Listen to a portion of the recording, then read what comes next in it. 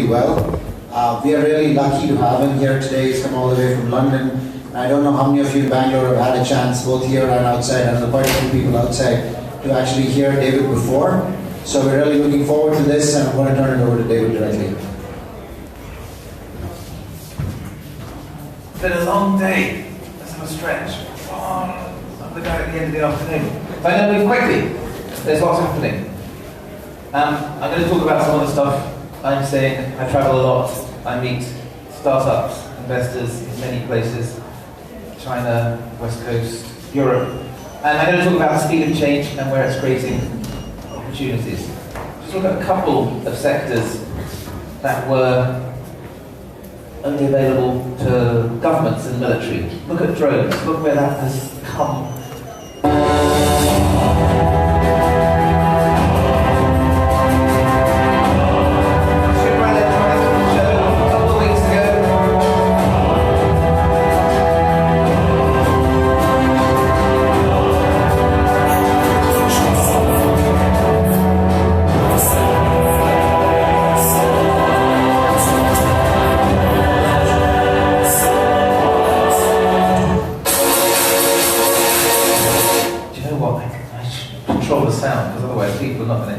Is there a sound controller? Yes, right there. Hello? Yeah, but it's not responding. Just invent a startup in the next 13 seconds whilst we do this. Or if you have a control there, you can turn down when I'm talking. It's not working from the HDMI. 2 weeks ago at the Consumer Electronics Show, this Chinese company launches a drone to carry humans around the city. Crazy stuff. Amazon already using these. Do you know what? I need sound control, otherwise nobody's going to hear me.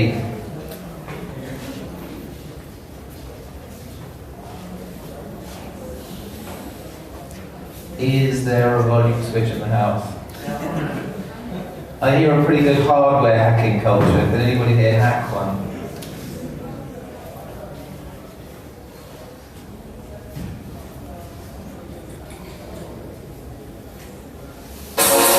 No. Just pitch your company to Varney whilst we're waiting.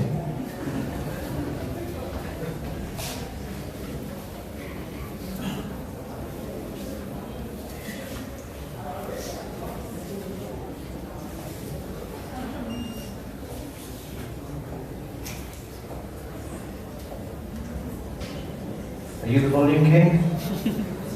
It's not responding on HDMI.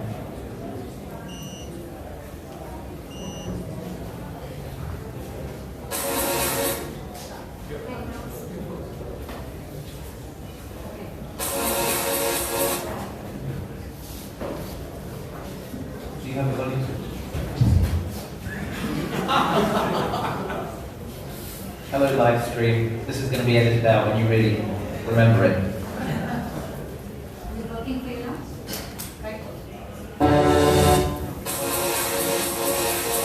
It's not, but if people are able to turn it down when I'm talking and then turn it up when I'm playing, then we'll have a working solution. I'm going to go backwards.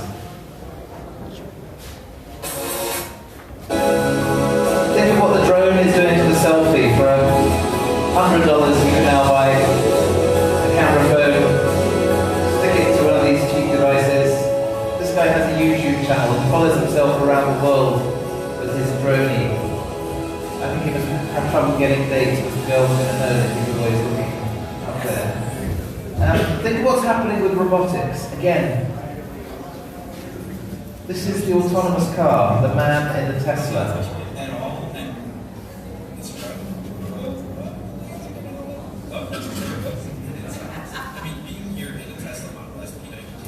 It's just gone mainstream. The software was downloaded automatically overnight. This is a company that Google bought, Boston Dynamics, was making military robots, big dogs for the battlefield. Now it's consumerizing. No robot dog was harmed in the making of this. Well, think of what's happening in the kitchen. Sandesh made this great food here. But a robot could be out to replace it. We this project at Wired. This is a robot chef that copies the actions of humans and then cooks your food for you. Think of the receptionist, the service robot. This is a project out of Singapore. This is a prototype of a robot called Nadine, who apparently is going to be your next receptionist.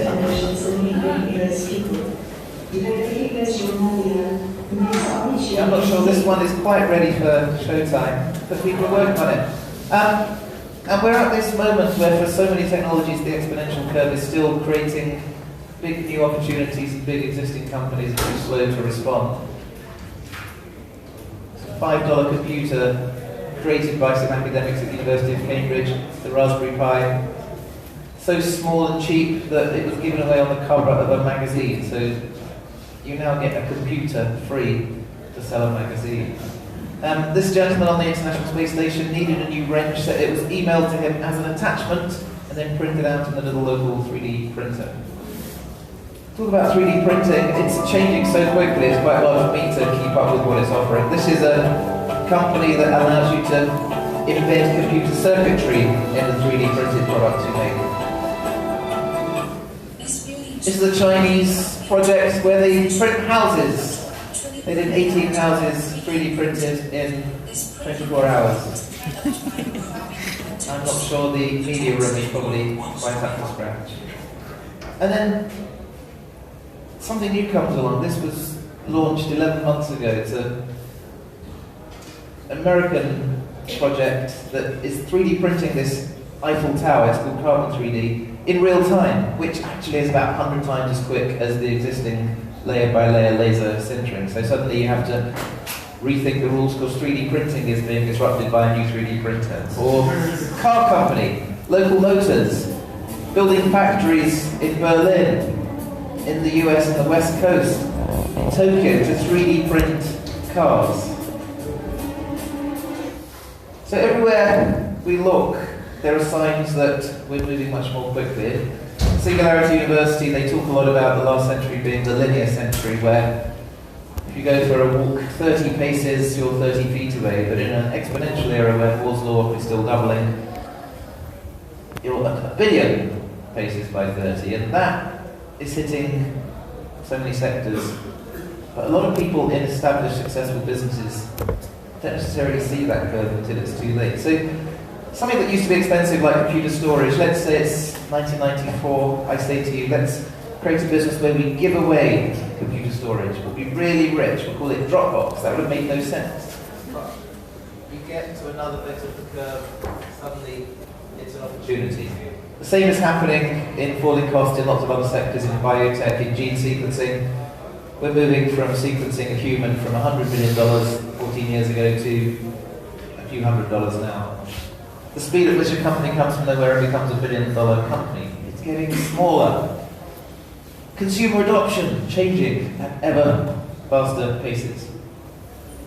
And then some new device comes on the market. You have to work out whether this technology, if you're an incumbent, is something you can ignore or something you take seriously. This big thing came out in 1983, celebrities endorsing it. One of the biggest phone companies in the world, the biggest provider of landlines, AT&T, which had spent a lot of money researching mobile telecommunications through its Bell Labs, didn't know whether to take it seriously, to invest, or to ignore it. And so they called in the consultants, they called in McKinsey and said, how many mobile phones do you think there'll be in America by the end of the 20th century in 17 years? Give us a good estimate. And McKinsey goes and does its research and comes back and, we think it would be fairly significant. We think almost 1 billion mobile phones in America by the end of the century, which wasn't a bad guess, it was slightly out. I guess you can't always see the impact, but there's 3 things McKinsey got wrong. First, it forgot Moore's law, the form factor changes, it becomes pretty powerful and useful. Secondly, they thought about it as a technology, and of course that's not what defines whether something catches on. It's not about the megabits and gigahertz, it's about whether it engages you as a human, whether it touches your emotions, whether it expresses your identity, and so on. And the third thing they did was they framed their thinking in a very 1983 way, and social norms changed quite quickly. In 1983, if you want to go and make a phone call, you have to go and find a public call box, go back to the office, go home. Today, you take this away from a 15-year-old for more than 6 seconds, it's a human rights abuse. So I'm going to whiz through 10 things I'm seeing where there are, I think, quite interesting business risks. Companies make a lot of money now, but also opportunities if you come through. And these are things that are every day being challenged in themselves. And the first of them is what this mobile thing does to how people act. You become a bit irrational. There was Maslow's pyramid of human needs that was recently updated on social media. There's a chat forum called Reddit. Somebody posted 2 years ago, somebody from the 1950s suddenly appeared now, what would be the hardest thing to explain to them about modern life? And my favourite answer was, I possess a device in my pocket capable of accessing the entirety of information known to man, and I use it to look at pictures of cats against arguments and strays. And if you think about it, nobody could have forecast in a rational way what the mobile phone is doing to consumers. There's now apps, we're so addicted to them. This one is just to tell you how many times a day you're checking your apps. New medical conditions, this is the 3 dots of anxiety. And this China, it's a country with no religion except narcissism. The selfies everywhere. Although selfies and dronies are not new. The Belfie, the rear end selfie, this is cool. This was a product on sale last year. Which changes how people spend money. Kim created a free game just less than 2 years ago. You don't have to pay to download it. You can pay a bit of money inside the game to move more quickly. In 5 months, her free game earned her $43 million. It's kind of not very rational to me. But these phones are creating new opportunities if you're innovative. This is a project, an entrepreneur called Nathan Eagle launched this service in various African countries. I'm not sure if it's available here. For people who can't easily afford airtime credit, he's done a deal with advertisers that you sample their product very quickly before getting free credit. It's growing like anything. When I was in China, I see apps like this, whose name translates as Little Red Book. It's an app where people post pictures of products they found outside China that they think might be cool to buy one day. Wasn't doing this before last year. Now it's a $1 billion company. It's realised that because people are liking certain pictures at scale, they know what people want to buy. So they are now providing the products, and it's become an e-commerce business. Very lucrative. The next thing that's happening with these things is the notification. That is where our attention is. That's the engagement. In China, this is the way everybody interacts. You go to WeChat 50, 60 times a day, you do everything in there. Book your cinema ticket, book your medical appointment. And I guess that's the reason Mark Zuckerberg made you download Messenger as a separate app to collect your mobile messages, because he's trying to create the same platform. If you buy something from a retailer, this is Everlane, you'll do it just through messaging. You'll ask if they have your size, they will send you a map link for when it's coming to you. If there's after sales service, it will happen through the app. KLM, an early partner, again, book your flight ticket through the app. Nobody wants to email an airline or phone an airline, but if you do it in a conversation, then it pings you when it's time to check in, pings you when it's your gate number. It's also got an AI attached. Why is everybody trying to become a messaging app? Where's Instagram now? Because that's where the engagement is. And then why are messaging apps? Because they've got our engagement, trying to become media companies. It's a really interesting moment. Every business needs to think about, hang on, what is my instant notification strategy? So at the same time, the physical world is very quickly being connected to the network, and trillions of little tiny sensors. Everything that was analog, this is Tony Fadell's Nest thermostat, a smart thermostat that has sensors that knows what's going on. Well, suddenly becomes quite a sexy product. That's how much Google bought Nest for. But if you think about the number of sensors in our lives at the moment, it's just going to keep growing, providing real-time data to the network.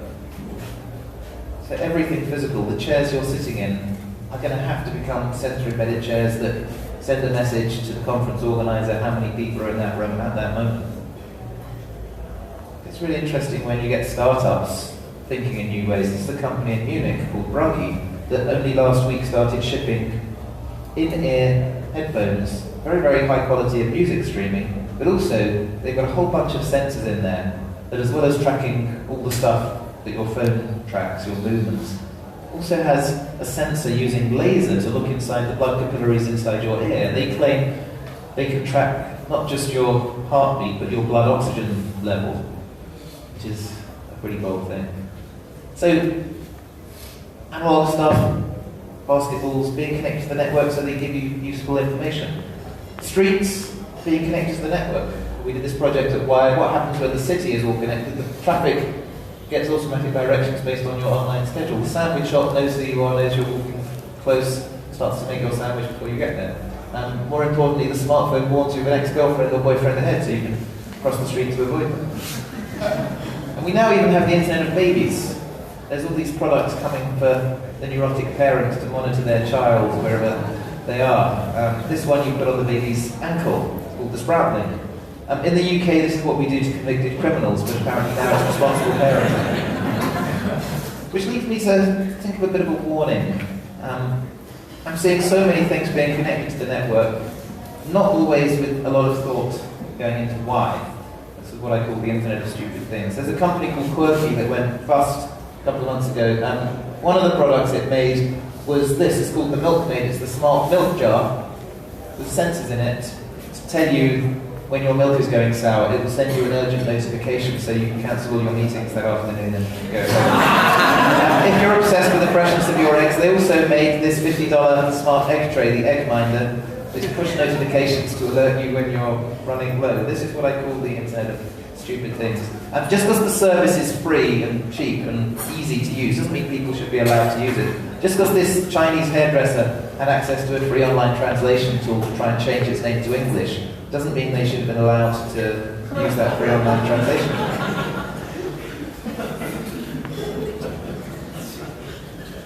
So, as we just heard, our friend Watson, a lot of businesses are going to be transformed by the addition of AI, and they don't really realise it. And if they don't move quickly enough, well, bye-bye.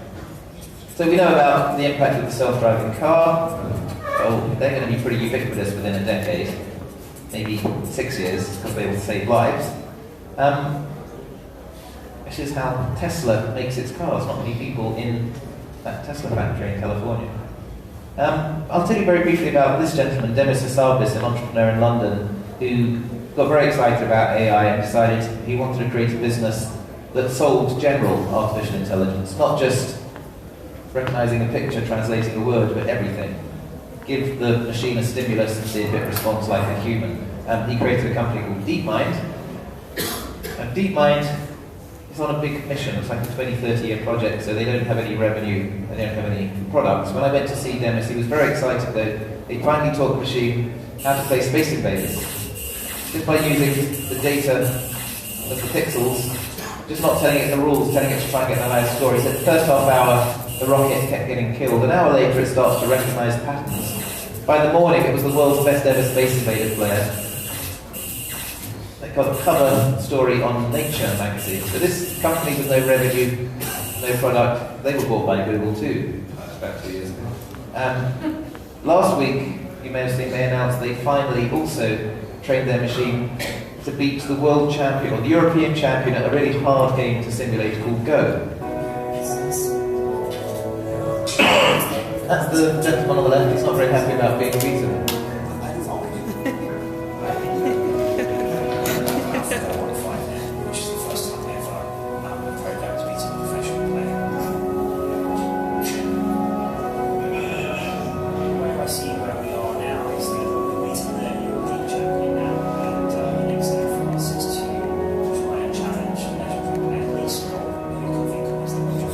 The next step is to challenge the world champion, who you can think of as the Roger Federer of Go. But you didn't know that Go had its own Roger Federer. But where AI gets interesting is in applications for the enterprise, for businesses. This is a company called Orbital Insight that uses real-time satellite imagery plus algorithms, AI, to track exactly how many customers are in the parking lot of a particular store and compare it with last week and last year. And they will know if Walmart is trading up or down season by season. They'll know geographic differences. They sell this sort of data to hedge funds. Sentient, the best funded AI company in the world, about $150 million they've raised so far. They're using their AI partly to buy stocks and beat the market, partly to help e-commerce companies like shoes.com persuade the customer to buy that extra item at the point of payment. But they're also working with health services. They're working with American hospitals to try and monitor using data from patients which ones are likely to go into sepsis, because if you can catch sepsis within half an hour, you can save lives. This is a London company called Improbable. It's got a very ambitious project. It's built an operating system called Spatial to allow billions of things to be simulated at the same time. Lots and lots of these little entities. A version they released recently. They all move independently, autonomously. So what's the use case of this? Well, not just gaming to make it more realistic. They can simulate an economy, they can simulate a city. So we're at the very beginning of what's going to be very interesting. My favourite application of AI, though, is facial recognition in particular. This is a company called Churches. It sells its services to American churches. They use face recognition to see who is actually in the church that morning. Congregations are forced to be made more honest. You can't pretend you're in church if you ever need to be.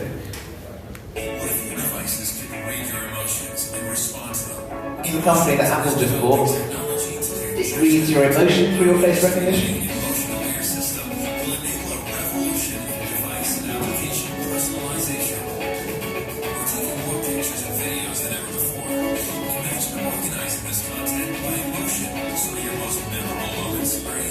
Apple knows how you're feeling, okay? So another thing that's really interesting is once you connect everybody with a phone, you have one of these sorts of revolutions where you move from somebody in charge to the people being in charge, and that's having all sorts of impacts on all sorts of industries.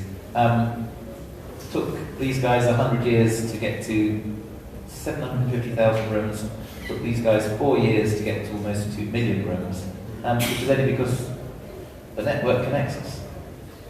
French company BlaBlaCar had the idea of connecting people going for long distance rides through Europe. They couldn't get meetings with VCs.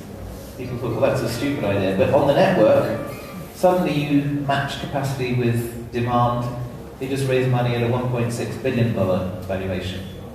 When I was in Kuwait, I saw this is where the sheep farmers of Kuwait are now trading their sheep. It's an Instagram page. It's not the cattle market. They go to this page. It's the real phone number if you want to buy a sheep for your loved one. Nobody gives them permission to do this. It's just on the network. Well, it's useful. These companies, very different companies, games company, travel company, dating company, they are all accepting a new kind of currency, which doesn't look like this because Bitcoin doesn't have a physical form. It's owned by the crowd. It's a digital idea that the crowd has created with no owner. And there's a whole ecosystem of companies using Bitcoin and the blockchain that underwrites every transaction to create whole new industry opportunities. Reid Hoffman, very successful VC in California, the founder of LinkedIn, is investing heavily in these blockchain businesses. And I asked him why. He said, well, suddenly you can start building on top of money. You can start coding. Money becomes a platform. You can solve all sorts of problems that the banks have never thought of solving for us. And then some new technology comes along out of the blue and suddenly changes people's expectations and changes industry norms. I'm thinking of this one. In the next couple of months, there'll be an awful lot of virtual reality products hitting the market. So what does that mean if, let's say, you're in the travel business? Suddenly, you're going to be expected to provide an immersive way of looking at that hotel room, that beach. In the real estate business, Magic Leap, they recently raised another $800 million of funding to match the $500 million they've already raised. They haven't got a product out, but they're going to do something VR. All we know is they've released one or two of these very mysterious videos online. So it may have something to do with flying little elephants. That's a lot of money. The company is now valued at $4 billion, and it still hasn't released its product. Another thing that's happening is you've got all this data running around the network, people are willingly sharing. That means anybody who's offering a consumer service or product can't offer a mass product anymore. You have to offer something for that person. We have our personal music playlist on Spotify. We sequence our DNA on cheap services like 23andMe so we know which medicines are going to react well or badly for us. We're now starting to see it in fashion. This is a company in London called Unmade that allows you to custom design patterns and then it 3D prints on your merino wool the pattern you chose. Even McDonald's in Hong Kong, they're allowing you to personalise your McDonald's menu. I'd say we're at this very beginning of the demand. 3D printing is going to get accelerated. So one of the things that I think are marking out the winning companies from the losers at the moment, and they know how to design around friction. There's a whole generation now that's never going to do this, and that's never going to want to do this, because this is convenient for the retailer, but not really for the person spending the money. So Jan Koum, founder of WhatsApp,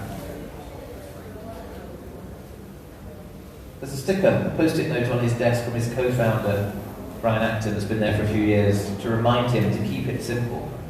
That's why he didn't add gimmicks. That's how they got to 800 million users. When I went to see him just before Facebook had bought them, it was 500 million monthly active customers. Facebook paid that much. If you design something that works though, how much did he have to pay to get those 500 million customers on marketing plus PR plus advertising? Nothing. Although when the BBC reported the sale of WhatsApp, they said it was because Mark Zuckerberg saw it as an incredibly valuable WhatsApp massaging service. To me, it made a lot more sense. There's this thing that designers talk about called the desire path, which is, no matter what route you hope people will follow, they will find their own shortcut. Everywhere I go, I notice these desire paths. It's human nature. In Singapore, I went for a run along this private road. Very, very thick grass to stop you crossing the road where the authorities won't allow it. But even in Singapore, people were willing to risk jail by taking the shortcut. And I think any business now needs to think, what is the desire path it's going to be disrupted by? We're in a world where you touch a button, magic happens. You get out of one of their cars, you don't even need to do anything to pay, you don't even need to touch a button. When you sign up for Uber, you don't even need to type in your credit card number, you photograph your card, the machine does the rest. That's why there's such a boom in real-time delivery services. Amazon is now paying its customers to deliver to other people. People want things now. So again, real-time gratification, that's what people want. This is a company set up by some founders of Skype. Starship, real-time delivery using robots. But I did say to the founder, if one of these hits the streets of South London, it's going to be on eBay within about 7 seconds.